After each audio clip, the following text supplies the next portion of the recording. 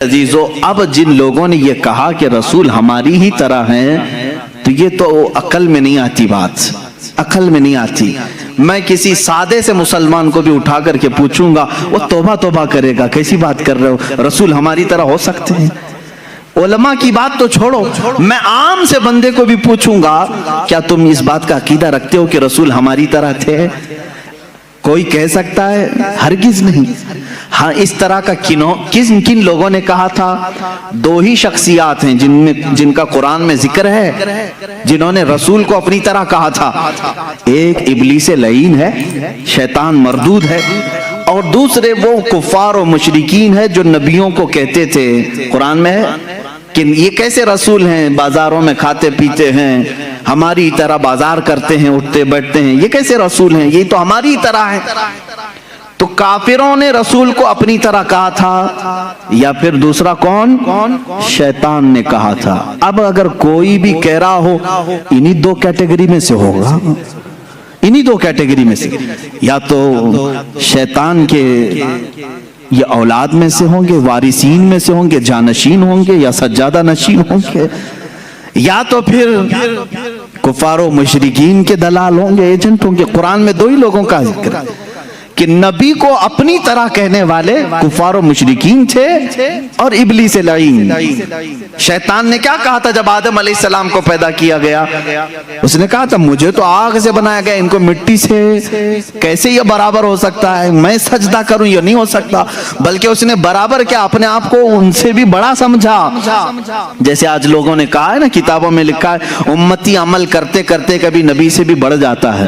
شیطان نے یہی کہا تھا کہ مجھے آگ سے پیدا کیا ہے، میں آدم سے بڑھ گیا ہوں، یہ مٹی سے ہے۔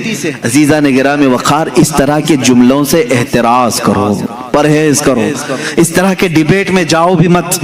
تم رسول کریم صلی اللہ تعالیٰ علیہ وسلم کی حیات طیبہ میں آج نہیں ہو، ان کی ظاہری زندگی میں نہیں ہو کہ تم ان کے بارے میں فیصلے لیتے رہو گے کہ وہ صرف نور تھے، کہ صرف بشر تھے، عام بشر تھے، یا کیا تھے۔ یہ تمام ڈسکشن نہ کرو، قرآن نے ہمیں جتنا کہا ہے اس پر عمل کرو۔ قرآن نے ہمیں یہ کہا وہ بشر تو ہے لیکن عام بشر نہیں، عام بشر نہیں۔ یہاں کوئی بھی یہ نہ کہے، ایک صاحب نے کہا تھا کیا رسول کے دو کان نہیں تھے، رسول کی دو آنکھیں نہیں تھی، رسول کی ایک ناک نہیں تھی، رسول کے دو پاؤں دو ہاتھ نہیں تھے، پھر آپ الگ کیوں کہتے ہیں؟ ایک صاحب نے یہ بھی ایسے ہی مار دیا انہوں نے برابری کے لیے، جب ان پر سخت گرفت کی جانے لگی تو کہے وہ بھی تو انسان ہی تھے نا، ان کی دو آنکھیں تھی، دو کان تھے۔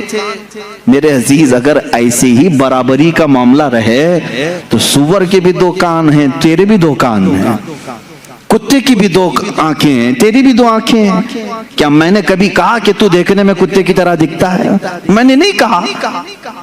برابری کے یہ اصول نہیں ہوتے، دو کان ہونا برابری کی ضرورت معیار نہیں ہے، دو آنکھ ہو جانا یہ برابری کا معیار نہیں ہے۔ ذرا تم اپنے گریبان میں جھانک کر کے دیکھو، جو رسول کو اپنی طرح بشر کہے، کیا زندگی میں کبھی تمہارے پاس جبرائیل آیا ہے؟ کیا کبھی زندگی میں تمہارے پاس جبرائیل آیا ہے؟ برابری کہنے والے سے میرا سوال ہے، کیا زندگی میں کبھی تجھے معراج کا بلاوا آیا ہے؟ کیا زندگی میں کبھی تجھے انبیاء کی امامت کا شرف ملا ہے؟ کیا کبھی تیری زندگی میں ایسا ہوا کہ تو سو گیا ہو، جنت سے تجھے کھلا پلا دیا گیا ہو؟ وہ خصوصیات تو میرے مصطفیٰ کو عطا تھی، یہ رسول کریم صلی اللہ تعالیٰ علیہ وسلم کی عنایات تھی۔ اللہ کے نبی صلی اللہ تعالیٰ علیہ وسلم عید کی نماز پڑھانے کے لیے مدینے سے باہر تشریف لائے ہیں اور کھلے میدان میں نماز پڑھا رہے ہیں۔ صحابہ فرماتے ہیں جب تک میرے آقا صلی اللہ تعالیٰ علیہ وسلم خطبہ دیتے رہے، نماز پڑھاتے رہے، آسمان کا ایک ٹکڑا ابر بن کر چھاؤں پیش کرتا رہا، سایہ بن کر کے سایہ افغن رہا، اور ہمیشہ میرے آقا صلی اللہ تعالیٰ علیہ وسلم جب کبھی دھوپ میں چلتے تھے تو آسمان کا ایک ٹکڑا ساتھ ساتھ چلتا تھا۔ کیا تیرے بھی یہ خصوصیات ہیں؟ تجھے یہ خصوصیات دی گئی ہیں۔ اللہ کے نبی صلی اللہ تعالیٰ علیہ وسلم کی ہر چیز کو پاک کہا گیا ہے، ان کے لباس کو پاک کہا گیا ہے، ان کے جسم سے ریلیٹڈ ہر چیز کو پاک کہا گیا ہے۔ کیا تیرے لیے یہ خصوصیات ہیں؟ میں نے اس سے قبل حضور پاک صلی اللہ تعالیٰ علیہ وسلم کے معجزات کے بیان میں بھی عرض کیا تھا، ان کا لعاب پاک جس چیز پہ لگ جائے وہ شفا یاب ہو جائے، ان کا دست مبارکہ جسے لگ جائے وہ آگ میں نہ جھلے، وہ اپنا قدم ناز پتھر پر رکھیں تو وہ نقش اپنے سینے پر لے لے۔ یہ خصوصیات میرے مصطفیٰ کریم صلی اللہ علیہ وسلم کی ہیں۔ تو برابری کا دعویٰ کرنے والا ان میں سے کوئی ایک چیز لا سکتا ہے؟ جب نہیں ہو سکتا تو اس طرح کی اندھا دھند تیر اندازی بھی نہیں کرنی چاہیے، ادھر کی ادھر کی پھینکا پھینکی نہ کریں۔ دین کے معاملات میں امت کو ادب سکھایا جائے تو ہم پوری زندگی عمل کر کے بھی کسی صحابی کے درجے کو نہیں پہنچ سکتے، رسول بہت دور کی بات ہے۔ اللہ کے نبی صلی اللہ تعالیٰ علیہ وسلم کے متعلق یہ عقیدہ رکھیں کہ وہ نوری بشر ہیں۔ کیا ہیں؟ وہ نوری بشر ہیں۔ اب یہاں سے معاملہ ہے رسول پاک صلی اللہ تعالیٰ علیہ وسلم کی حیات کے متعلق۔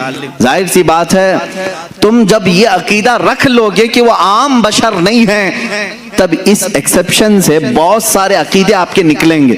اگر کوئی آپ سے یہ سوال کرے کہ میاں سارے لوگ قبر میں جاتے ہیں، سب کا اختتام قبر ہے، دفن کیا جاتا ہے، سب مٹی میں ملتے ہیں، رسول کے ساتھ بھی ایسا ہوا ہوگا، تو آپ یہ کہیں یہ عقیدہ یہیں سے شروع ہوا جہاں تو نے رسول کو اپنی طرح سمجھا، اپنی طرح سمجھا، وہیں سے تو نے یہ بھی رزلٹ نکال لیا ہمارے مردے سڑتے ہیں تو رسول کا بھی جسم پاک اس طرح ہو گیا ہوگا، معاذ اللہ رب العالمین۔ تم یہاں سے عقیدہ بدل لو، رسول ہماری طرح نہیں تھے، آگے کی ساری منزلیں محبتوں میں تمہاری شمار ہوں گی، ساری عظمتوں کے تم قائل ہو جاؤ گے۔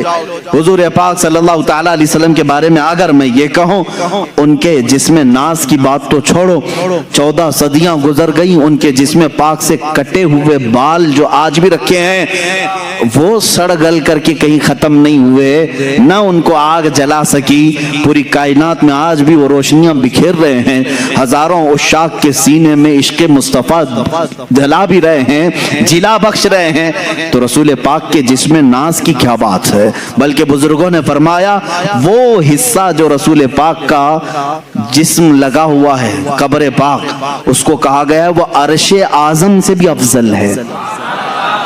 ادب گاہست زیر آسماں از عرش نازک تر، نفس گم کردہ می آیت جنید و با یزیدی جا۔ فارسی میں کہا گیا ہے عرش سے بھی نازک ترین ایک جگہ ہے آسمان کے نیچے۔ کون سی جگہ ہے؟ یہ وہی لحد مصطفیٰ ہے جہاں جنید بغدادی اور با یزید بسطامی بھی حاضری دیتے ہیں تو اپنی سانسوں کو روک لیا کرتے ہیں کہ نکلنے والی سانسوں سے کہیں بے ادبی نہ ہو جائے۔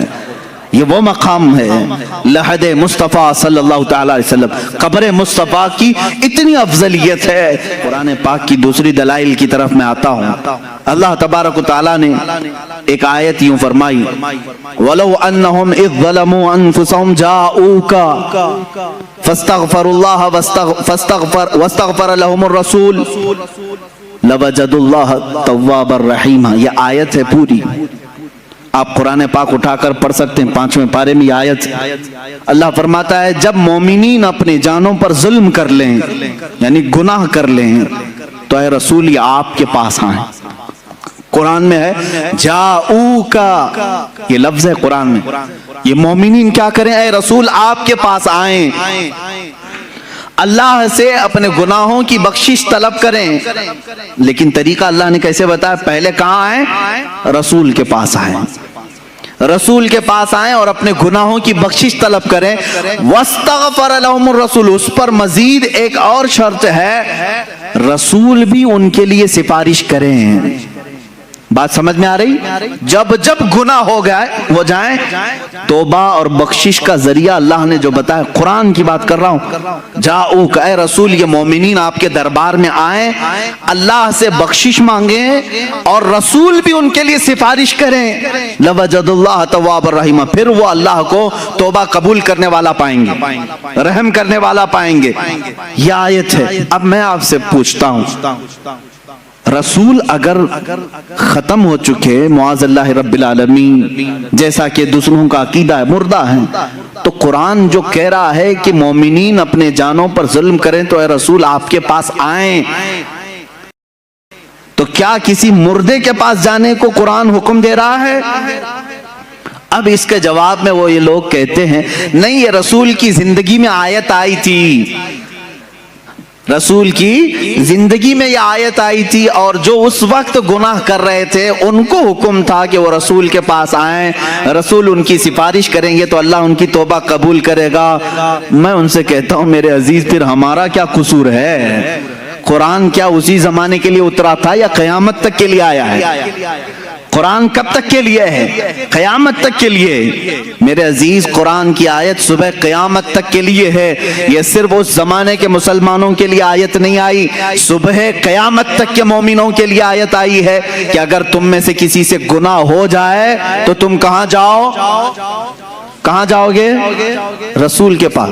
یہ آپ کھل کر کے بولو، ڈرو مت کہ کیسے جائیں گے، ویزا لگے گا کہ نہیں لگے گا، میں بتاتا ہوں، اس پر بھی میں آتا ہوں، لیکن قرآن کی بات ہے۔ اللہ نے کیا فرمایا؟ اگر گناہ ہو جائیں تو تم کہاں جاؤ؟ پھر ڈر ہے آپ کو؟ کہاں جائیں؟ رسول کے پاس جائیں۔ اب رسول کے پاس جانے کے بعد دو کام ہیں آپ کے، ایک آپ کی طرف سے، ایک رسول کی طرف سے۔ آپ اللہ کی بارگاہ میں توبہ کریں گے، رسول آپ کی سفارش کریں گے، تب آپ کی توبہ قبول ہوگی۔ اب آپ سوال آتا ہے، ہر ایک کی طاقت نہیں سفر کرنے کی، کیسے جائیں مدینے؟ ٹکٹ مہنگا ہے، اب تو لاک ڈاؤن میں ویزا بھی نہیں لگتا ہے، تو کیا اللہ تبارک و تعالیٰ کسی بندے کو اس کی طاقت سے زیادہ کا حکم دے گا؟ جو تم نہیں کر سکتے اس کا حکم شریعت میں آتا ہے۔ اسلام نام ہی ہے اس چیز کا، اللہ بندے پر اتنا ہی حکم ڈالتا ہے جتنا وہ کر سکتا ہے، جو نہیں کر سکتا اس کا حکم نہیں آئے گا۔ اب تم سب لوگ مل کر کے کہو گے کہ ہمارے آج جانے کی طاقت ہی نہیں، اور اللہ نے حکم کیسے دے دیا؟ گناہ تو آج صبح بھی ہوئے ہم سے، دوپہر میں بھی ہوئے، شام میں بھی ہوئے، اور اللہ فرما رہا ہے رسول کے پاس جائیں۔ اب اس حساب سے دیکھا جائے تو کبھی ٹکٹ ملے نہ ملے، کیسے جائیں رسول کے پاس؟ میرے عزیزو، پھر تمہیں حیات النبی کا عقیدہ اور حاضر و ناظر کا عقیدہ لینا پڑے گا، لینا پڑے گا۔ اے عزیز، اللہ نے تجھے کب کہا کہ تو چلتے ہوئے، سفر کرتے ہوئے، اس طرح اڑتے ہوئے، ٹرین میں، بس میں آ جا رسول کے پاس؟ اللہ نے یہ فرمایا بس تو رسول کے پاس آ، چاہے جسم کے ساتھ آ یا تصور کے ساتھ آ، چاہے جسم کے ساتھ آ یا تصور کے ساتھ آ، ہم تو کہتے ہیں حاضر ہیں۔ حضور پاک صلی اللہ تعالیٰ علیہ وسلم کی بارگاہ میں جب ہم کھڑے ہوتے ہیں تو یوں کہتے ہیں حاضر ہیں در دولت پہ گدا، سرکار توجہ فرمائیں۔ تم جہاں سے کہو گے سرکار سنتے ہیں۔ تو حاضری ہو گئی۔ یہاں ابھی آنکھ بند کر لیا آپ نے، ملا باڑے کی مسجد میں بیٹھے ہیں، گناہوں سے توبہ کرنی ہے، قرآن کی آیت پر عمل کرنا ہے ہم کو۔ اللہ نے فرمایا رسول کے پاس جانے کا حکم اللہ نے کیا۔ اب میں یہاں بیٹھا، چل کے جانے کے لائق نہیں، آنکھ بند کر لیا، منٹ بھی نہیں لگے مدینے پہنچ گیا، منٹ بھی نہیں لگے۔ یہ کتنی تیز حاضری ہے۔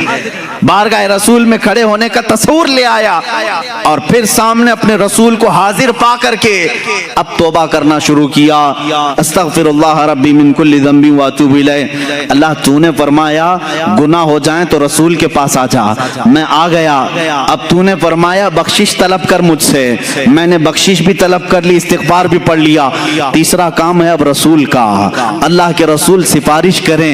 اب رسول کے پاس تمہیں کہنا ہوگا اے اللہ کے رسول، حکم خدا پر میں آپ کے پاس آیا ہوں، اور حکم خدا پر میں نے استغفار بھی کر لیا، بس آپ کے استغفار کی، آپ کے سفارش کی دیر ہے، اور اللہ میری توبہ قبول کرے گا۔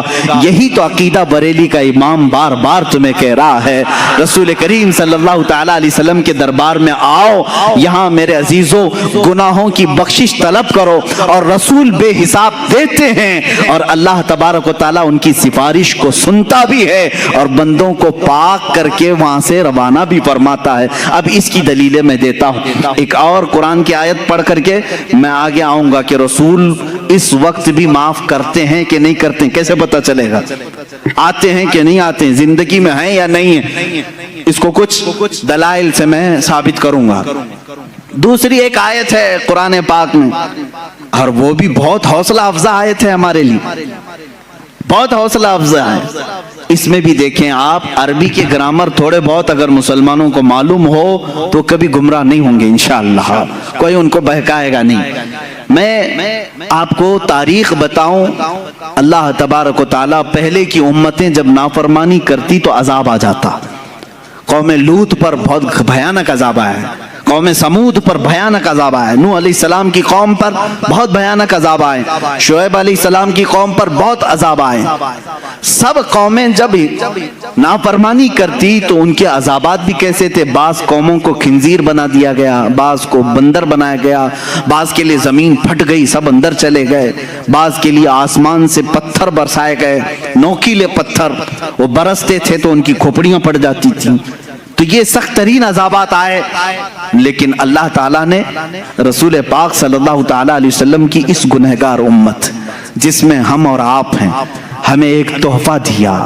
اب اللہ تعالیٰ فرماتا ہے وَمَا كَانَ اللَّهُ لِيُعَذِّبَهُمْ، اللہ تعالیٰ اب اس امت پر ویسے عذاب نازل نہیں کرے گا، اللہ کی طرف سے ہے یہ۔